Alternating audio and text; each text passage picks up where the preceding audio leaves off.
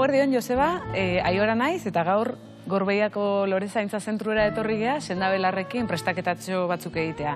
Freskagarri batzuk egingo ditugu eta hala ikusiko dugu nola sukaldaritzakin ere batu daitezken sendabelarrak.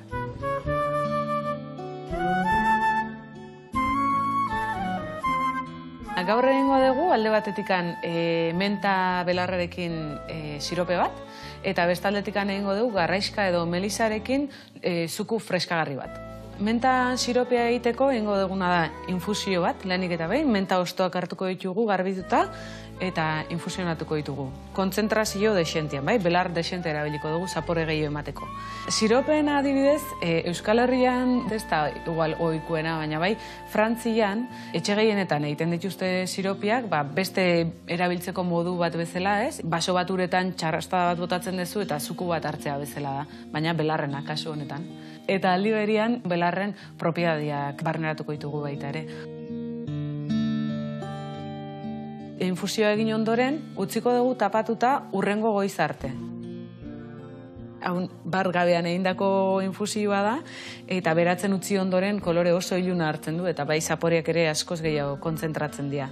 Orduan, oin egingo dugu gauza bakarra izango da, ja hau iragazita dagonez, lapikoan jarriko dugu, eta azukrea gehituko diogu.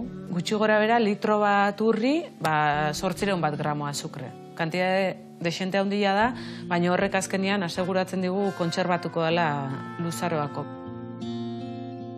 15 bat urtekin edo hasi nintzen belarrekin eta interesa izaten, eta pixkanaka ikasketak egiten jo nintzen, eta baita ere naturakin geota konexio gehiago nula ikusten.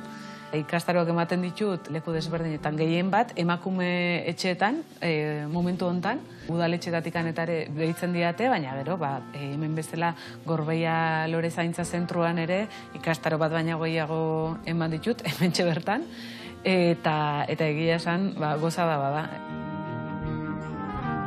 Melisarekin egingo duguna da, momentuan egiteko zuku freskagarri bat. Bero handia da agonian eta hartzeko zoragarria da, lan esfuerzo fisikoa egindakoan eta benetan berpiztu egiten zaitu. Limoi zukua erabiliko dugu, limoi baten zukua, ura, biak nahastuko ditugu eta ondoren garraiska ostotsuak gehituko ditugu. Garraiska edo melisa berez ez da hemengo sendabelar bat, baina bai oso ondo hazten dana hemen inguruan eta gaina kaso handirik egin gabe. Orduan, baratzan jartze baldin badegu, bai ereinda edo landatuta, oso horrez zabaltzen dana da, eta hori gero erabilera pila badauzka, infusioan ere hartu genezake, tinturak egin, hainbat erabilera. Melisan kasuan antsiedade eta estresantzakore erabiltzen dira lasaigarri bezala, baina bai pixkat kontuz ibili beharko lukete tentsio baxua daukatenek, bai. Bukatzen ari geha, ikusi ezo zen modu erresian erabile daitezken sendabelarrak sukaldian ere. Gonbidatzen zaituzte zuek ere animatzea, halako prestaketak egitera, ez? Azkenean inguruan baditugulako sendabelar asko, beti bai kontuan izan beharko ditugu kontraindikazioak, ez gaitezen eroi behaien gauza honak bakarrikan ikustea, ze hori arriskutsua izan daiteke, orduan beti ikusi behar di alde honak eta txarrak, baina gaude batzuk segurtasunez erabili ditzakegunak eta azkenean gure egunerokoan sartu baita ere. Iragazi ondoren, estila gehituko diogu, pixkat bakoitzan gustuen arabera, eta ur gehiago gehituko diogu botila bete arte, eta listo. Fresko hartu nahi izan ezkeo, nahi baldin badugu pikadora baten jarri izotz koskorrekin eta ondo pikatu, hori izango litzake modua.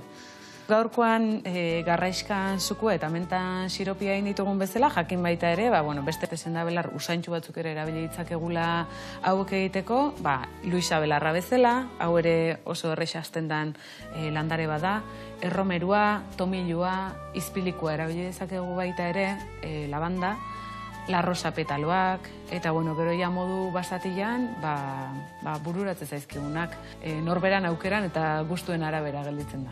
Joseba, zeuk ere probatu zerbait, zeu zerrekin sorprenditzen gaituzun urrengo baten.